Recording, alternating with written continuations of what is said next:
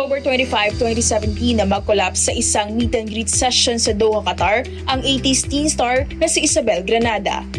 Naisugod pa sa ospital ang aktres at higit sa isang linggo ring na comatose. At noong November 4, 2017, sa edad na 41, pumanaw ang aktres na sinasabing nagtamo ng brain hemorrhage and aneurysm. Ang first grand champion sa isang talent reality show na si Jovit Baldivino naman, matapos mag-perform sa isang event sa Batangas, isinugod sa ospital dahil sa hirap nito sa paghinga. Nakomatose si Jovit ng 5 araw at noong December 9, 2022, sa edad na 29, binawian ng buhay ang singer na nagtamo daw ng aneurysm and stroke complications. Nagluksa ang buong Pilipinas sa pagpanaw ni FPJ o The King noong December 14, 2004. Nakaramdam daw si The King ng pagkahilo matapos dumalo sa isang pagdiriwang at aneurysm ang tinuturong dahilan sa pagpanaw ng 65-year-old na veteranong aktor. Maraming Pinoy ang nangamba kung titignan kasi ang tatlong na mayapang artista ay may maayos na pangangatawan at walang mag-aakala na sila ay mawawala sa mundo dahil sa aneurysm. Para lubos po nating maunawaan ang usaping aneurysm, kasama po natin ngayong araw si Dr. Kenny Seng, na isang neurosurgeon sa De Los Santos Medical Center. Good morning po, Doc Kenny, at welcome po sa Kada Umaga. Good morning, Miss P. Oo, grabe naman yun, Doc. Parang itong sakit na aneurysm, parang walang pinipiling edad at walang pinipiling katawan, di ba? Payat, or medyo may kalakihan. Lahat nagsasuffer dito. So, ano ba talaga tong sakit na aneurysm, Doc Kenny? Ang aneurysm, sa madaling paliwanag, ay parang lobo na nagde-develop dun sa mga blood vessel natin. Okay. Specifically, sa blood vessel na naghahatid ng dugo papunta sa brain. Okay. Pero ano po ba ang mga causes ng aneurysm? Kung bakit kahit bata ay pwedeng tamaan ito?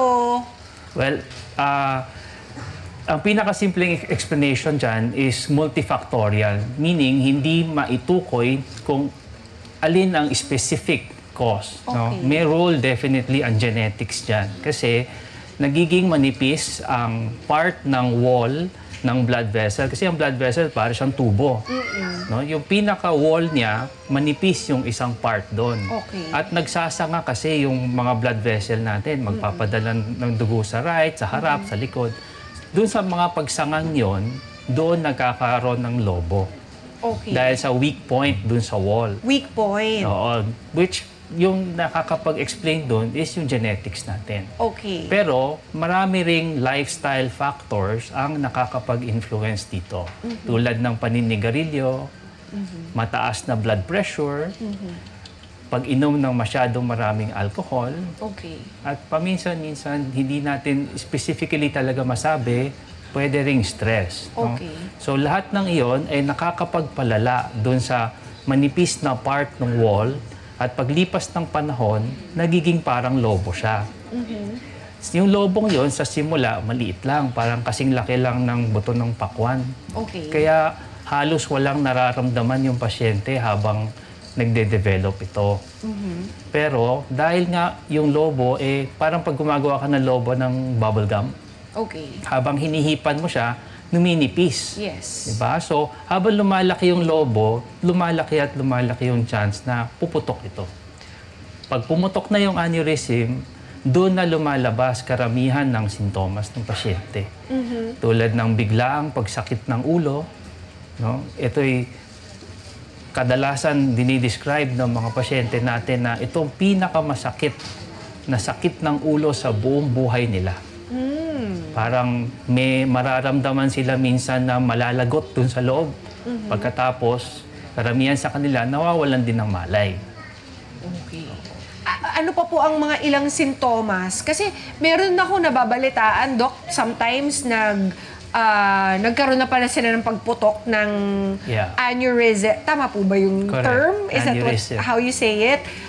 Meron na pala silang aneurysm, hindi pa nila namamalayan. Yes, kasi minsan, hindi naman siya all the time na bigla ang matinding pagsakit ng ulo. Yes. Pwedeng yung parang sakit ng ulo na binabaliwala natin, no? Uy. Na hindi agad-agad ding nawawala.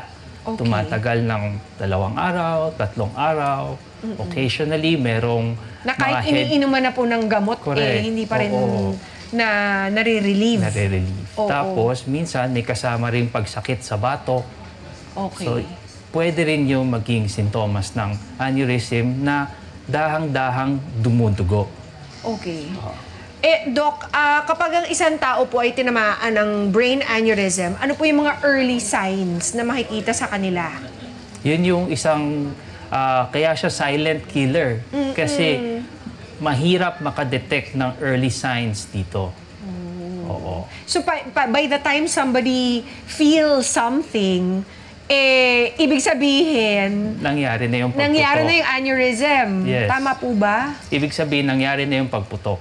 Yung pagputok. No? Oo. So, ang isang tinitignan nating paraan para maiwasan to is yung tinatawag nating early detection wherein kapag ang pasyente ay nakakaramdam ng paulit-ulit ng pananakit ng ulo, paulit-ulit ng paghihilo, magpa-konsulta sa doktor.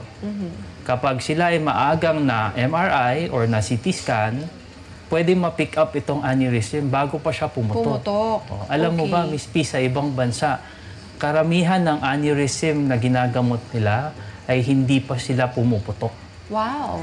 Habang dito sa Pilipinas, karamihan ng aneurysm na nakikita natin, pumutok na. Ay fatal na, no, Doc? Hindi naman fatal, pero nangyari na siya. So there is a way after, parang meron pala siyang recovery after pumutok ang aneurysm. Hindi Doc? lahat ng naputokan ng aneurysm ay nagiging malungkot ang kwento nila.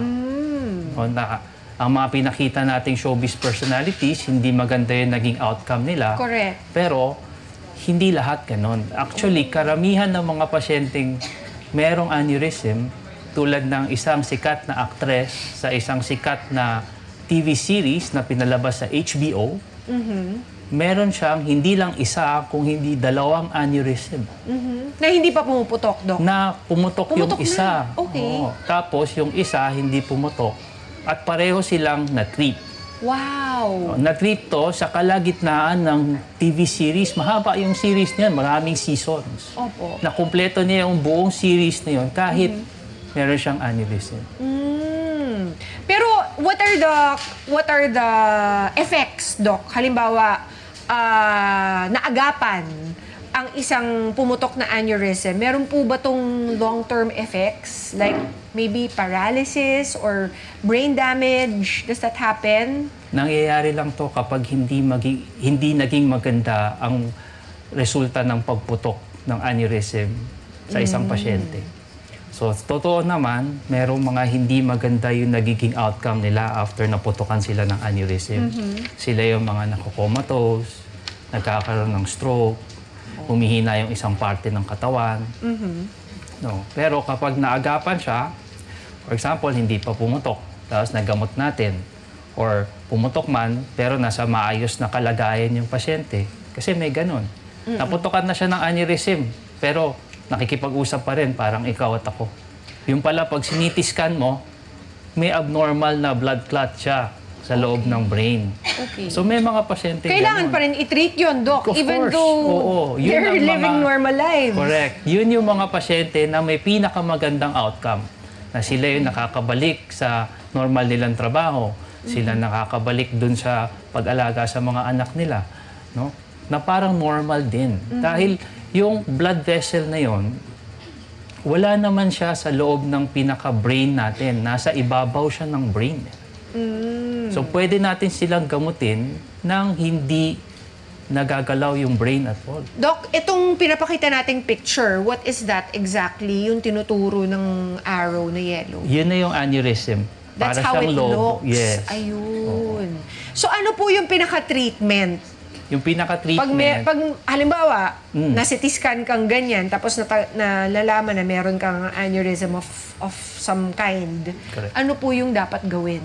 so, ang main goal ng treatment natin is maisara yung aneurysm. Okay. Di ba yung aneurysm, nagiging part na siya ng blood vessel kasi doon siya nagmula eh. Oo. So yung dugo na dumadaloy sa loob ng blood vessel, pumupunta na rin doon sa loob ng aneurysm. Gusto natin, maisara siya para wala ng dugo na pumunta doon. Kasi yung normal na blood vessel, dahil kompleto yung thickness ng wall nila, hindi ito puputok ng basta-basta, hindi tulad ng aneurysm. So kailangan mo siya ma-exclude from the circulation. Okay. Ang dalawang paraan doon, una, ang tinatawag nating aneurysm clipping. Okay. So yung aneurysm, iipitin mo siya galing sa labas. No? Kunyari, ito yung aneurysm, galing sa labas, iipitin mo siya ng clip. Tapos, hindi na makapasok ngayon yung dugo sa loob. Tama. Ang clipping ay open surgery na tinatawag. So, meaning, kailangan maoperahan. Okay. Pero sa ngayon, because of technology, yan yung clipping, no? So, on the left side, you can see yung aneurysm, parang lobo siya na nakalabas. Yes. On the right photo, nakita mo na yung clip na naka-apply na dun sa aneurysm mismo. Meron pang isa dahil pang sa teknolohiya, you said, hindi na kailangan ng open surgery. open surgery. Yes. Wow. Meron tinatawag na coiling, no? Wherein ang gagawin naman doon, for example, ito yung aneurysm, dyan sa loob ng aneurysm, maglalagay tayo ng parang tinatawag na coil. So, mapapak or malalagyan ng laman yung aneurysm para hindi na makapasok yung dugo galing sa loob. No? So lahat yon padadaanin sa loob lamang ng ugat ng pasyente. So tutusukin lang siya dito sa may braso niya para may ipanik na manipis na catheter para doon ilalagay yung coil. Wow. Oo.